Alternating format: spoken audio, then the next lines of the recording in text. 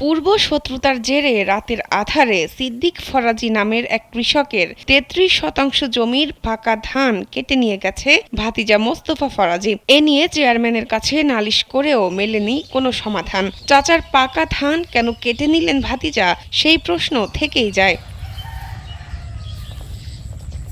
শুক্রবার সকালে সিদ্দিক দেখতে পান তার জমির ধান কেটে নেওয়া হয়েছে।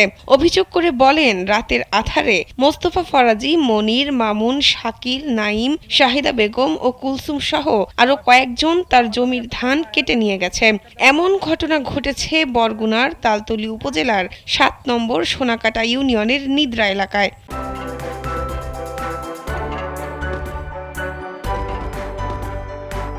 অভিযুক্ত মোস্তফা ফরাজি জানান, জমির দলিল তার বাবার নামেও আছে, তার দাদার নামেও আছে। তাই জমি নিয়ে তার চাচার সাথে বিরোধ চলছিল অনেকদিন ধরে।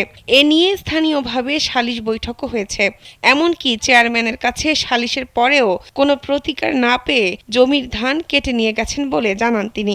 এখন আমি যদি চাচারে এহিনি আমি কইছি চাচা আমি ভাগ যোগ করিয়া এবার খান অকুলের আমের ভাগ যোগ করিয়া হে একটা সালিশি রেফার দিয়েছে, আমের দরখাস্ত দিয়েছে চেয়ারম্যানের দ্বারে। ভুক্তভোগী কৃষক সিদ্দিক জানান, চেয়ারম্যানের কাছে বিচার চাওয়া হলে তিনি বলেন, এবারের মতো ধান যে চাষ করেছে সে নেবে, পরে জমির দলিল দেখে মীমাংসা করা হবে। কিন্তু চেয়ারম্যানের কথা উপেক্ষা করে তার ভাতিজা জমির ধান কেটে নিয়ে গেছে। চেয়ারম্যান কইছে যে যা সইছে এবছর হে নেবে, এরপর আমরা কাগজপাতি দেখিয়ে সালিশি করবো, জায়গায় যেহেতু আদালত চলে।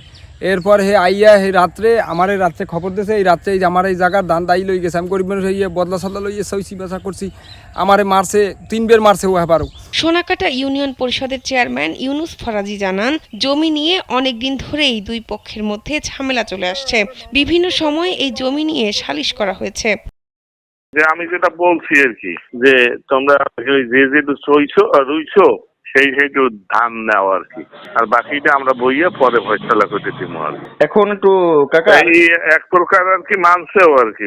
তালতলী থানার ভারপ্রাপ্ত কর্মকর্তা মোহাম্মদ ইমরান আলম জানান, এ বিষয়ে কোনো অভিযোগ পাননি তিনি, তবে অভিযোগ পেলে তদন্ত করে ব্যবস্থা নেওয়া হবে।